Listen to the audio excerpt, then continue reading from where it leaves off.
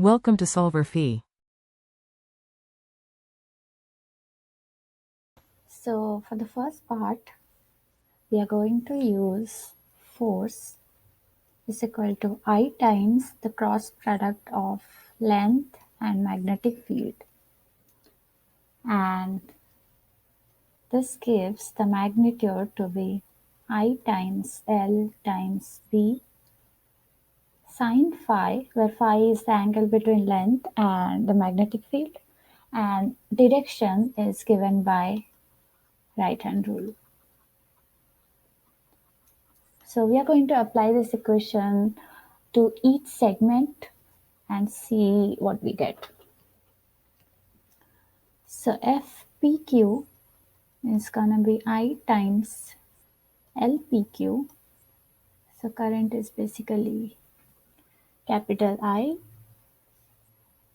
So let's write capital I in each of the case. Times B sine phi. So phi for PQ segment, you see that I and B are parallel. So phi is 0 degree and this gives the force to be 0 on the segment. For segment PR, we do the same thing, IPR times the magnetic field times sine. So here they are perpendicular, so this is 90 degree. This gives I times LPR times the magnetic field, and we get this value to be 12 Newton.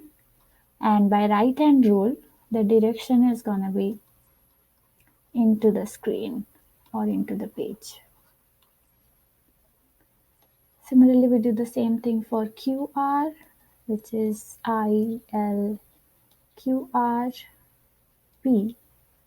times sine phi. This is equal to I times. So LQR is basically this distance, which can be found from Pythagoras theorem because this is basically 90 degree.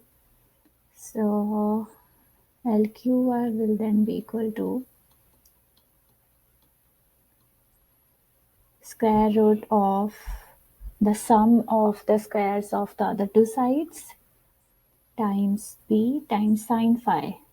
So if this is phi, this is going to be 90 minus phi. So this is basically 90 minus phi. So this is phi. So that's what we have. So, okay, let's check again. So this is basically phi. So this is 180 minus phi. This is 180 minus phi. So this will give this angle to be phi. Okay. So if this angle is phi, then sine phi is going to be the perpendicular over hypotenuse. So that will be LPQ over, okay, just a minute. Oh, okay, I think, so let's check this value of phi again. So this is not the angle between I and B. This is the angle. So if this is the angle, then this is, oops, this is the phi that we need. So that is equal to LPR over LQR. So I'll just write that. So LPR over LQR. And QR is basically this value. So let's do this. So this is going to come 1 meter. So this will be 0.8 over 1 meter, and we find the force to be 12 Newton in this case. But the direction is gonna be out of the page. We don't need to find QR actually explicitly because these just cancel out ultimately. So yeah. Now the net force, okay, I just wrote F here and P here instead of F. So the net force is a vector sum of all of these forces. And you see that we have 12 Newton into page plus 12 Newton out of the page. So these they just cancel. So the net force is going to be 0.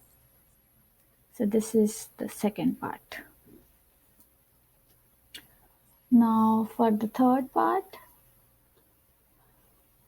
for calculating torque on a straight wire, we can assume that the force on a wire is applied at the wire's center. And also note that we are finding the torque with respect to the PR axis, which is this axis, and not about the point. And consequently, the lever arm will be the distance from the wire's center to the x-axis. So let's use that. So torque is equal to R cross F, and so the magnitude of torque will be R times F times sine phi, and we apply this to each segment. So RPQ will be R times F, which is basically 0. FPQ from here. So torque is going to be 0 here. Similarly, R torque PR will be equal to R times FPR sine phi. But here R is equal to 0 because the axis is, so because this is the axis about which we are finding the torque. So this is 0 R, so torque is also equal to 0. And for torque about the segment QR, we have R. So why am I doing the dot here? So R times FQR times sine phi. So R is basically the center of this from the axis, PR axis. So that is going to be half of the distance of PQ. This is the center, so this is going to be half of the distance of PQ. So that is equal to 0.3 meter. We found QR to be 12 Newton, and sine phi, you see, so this is out of the page and the force, and R is basically on this plane, on the plane of the page. So the angle between these two is going to be 90 degree. And so we get this value to be 3.6 Newton times meter. And so the net torque is equal to vector sum of all these torques, which is 3.6 Newton times meter. And we can find the direction of the torque by right hand rule being applied on R and F. So this is basically R, and the force is out of the page. So torque is basically going to be towards right.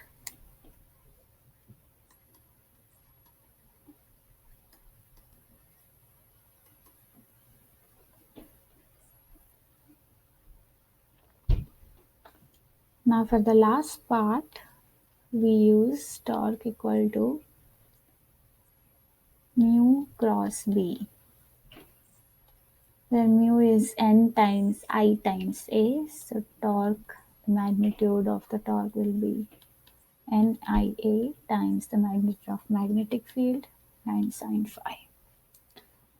And phi is 90 degree. So let's just write all the values.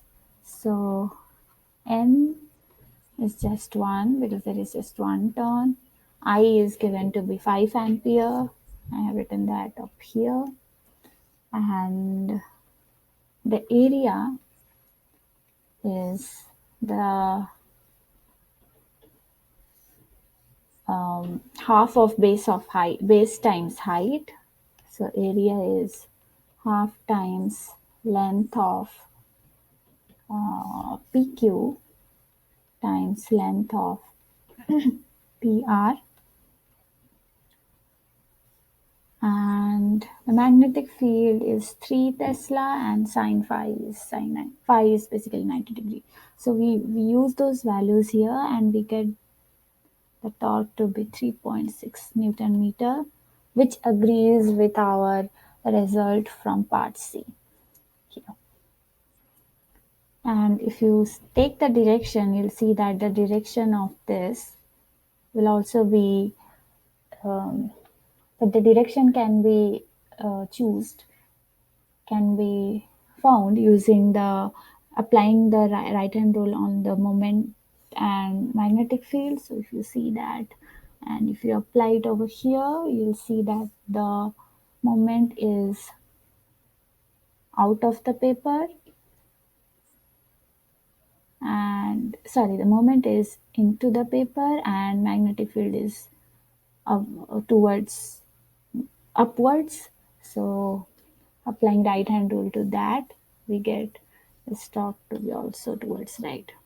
So both the magnitude and direction we calculated here agrees with that to part C. And for part E, so we see that FQR is out of the page, and since this is the force that produces the net torque, the point Q will be rotated out of the plane of the figure, because the torque is towards right. So this point is gonna be rotated out of the plane of the figure.